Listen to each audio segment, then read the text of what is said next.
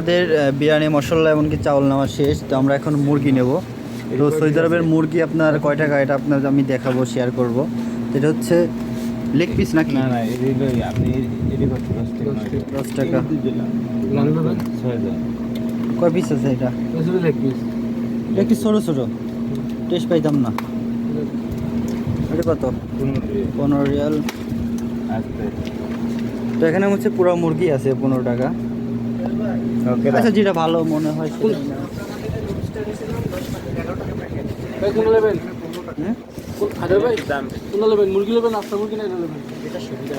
এটা কাটা আছে, দেখো কোনটা। এটা কি আস্তা মুরগি? তো একটা মনে হচ্ছে। হ্যাঁ, আর হাব্বা মুরগি কয় পিস? 19 টাকা 18 টাকা। একই তাহলে দিল।